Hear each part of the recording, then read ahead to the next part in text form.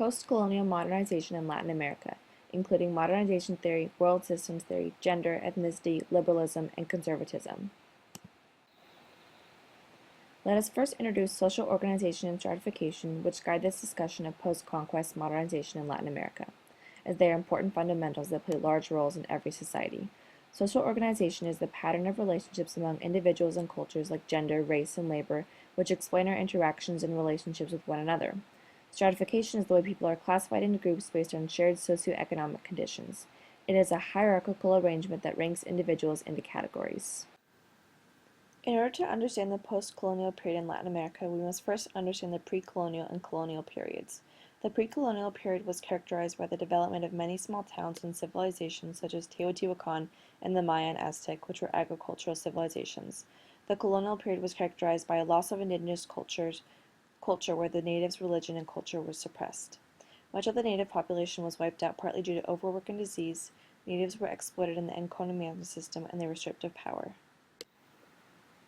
The post-colonial period in Latin America was one characterized by social and political instability and great unrest.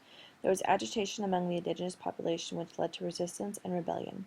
An example of slave rebellion is highlighted in the movie The Last Supper, when a revolt breaks out at a plantation and slaves demand change. Revolts occurred frequently and there was a constant fear on the part of slave owners of rebellion. During this time period, countries were grappling with their newfound independence and searching for ways to create a sense of nationality. The post-colonial political scene was a mix of federalists and centralists, as well as liberals and conservatives. The liberals were opposed to ecclesiastical courts and the wealth and power of the church, arguing that all citizens should be under the same law. The conservatives, on the other hand, aimed to preserve the status quo in social and economic structures, upholding ecclesiastical privileges. The theory of modernization during colonial period and particularly post-colonial Latin America was prevalent and important. Modernization theory was a term coined by Rostow in 1962 and describes the evolution and development of cities as countries replicate the historical processes of more developed nations. Cities measure how successful they are by their economic growth, and any country can achieve modernity. The process by which countries modernize is explained by Rostow and is similar to a plane taking off. A traditional economy, like sitting on a tarmac, is primitive and agriculturally based, and production is labor-intensive. The traditional stage, right before the plane takes off, produces increased specialization which generates surpluses for trade and creates infrastructure. Next comes the taking off stage, when industrialization increases and manufacturing replaces agriculture. Then is the drive toward technological maturity, where technological innovation provides a range of investment opportunities. Lastly is the high mass consumption, where the economy is geared toward mass consumption and the goal is consumer capitalism. Next, we can compare the world systems theory to the modernization theory. World systems theory was developed by Hopkins and Wallerstein and suggests it is important to understand the relationships within the global economy. The world systems theory consists of the core, which are economically diversified, wealthy, powerful, highly industrialized, and focus on import; the periphery nations, which are less economically diversified and tend to be weaker and less industrialized; and the semi-periphery nations, which are nations moving toward industrialization but are export-oriented economies. The colonial period left certain societal legacies, such as the emergence of syncretic cultures like a blending of European and indigenous, as well as African slaves, enclave economies which were capital-intensive and export-oriented, political and economic inequality which led to problems forging national identities post-independence, and cultural and racial divisions. Modernization was very slow to take effect in Latin America as a result of European cultures such as Britain experiencing industrial revolutions to modernize them much sooner. In comparison, Latin America experienced no such revolution and therefore resisted and was not able to modernize as quickly as European countries. Europeans continued to emerge superior and relied on Latin America for exports of their natural resources. Latin America needed to achieve modernity as a means to becoming a nation with an identity, since their identity previously had been created by colonists.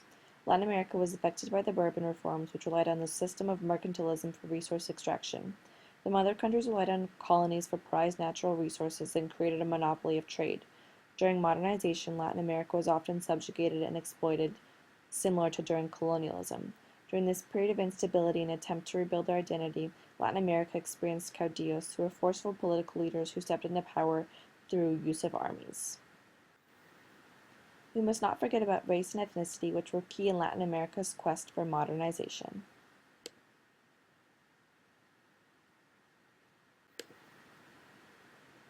Ethnicity is defined as the shared group identity of humans based on the common association of cultural elements and characteristics, such as things people say and do. Race is the grouping of human beings based on the presumption that biological differences separate people into distinct populations. In the colonial period, pseudo-racial categories were created to explain differences they encountered and to justify the domination of indigenous peoples as well as the enslavement of Africans. Terms such as mestizo, which is a fluid category between white and Indian, as well as mulatto, which is a mix of black and white, were developed to place people into racial categories. With this knowledge at hand, we must understand the assumptions of sociology which state that we are social beings who cooperate for survival, are primarily determined, and create social norms to help comprehend our societies. Furthermore, sociological imagination aids us in our constant altering perception of the organization and stratification of society, as well as to understand the broader social context for why things function the way they do. There is no denying that modernization harshly affected Latin America, and social organization and stratification, world systems theory, liberals, conservatives, race, and ethnicity help us to see how.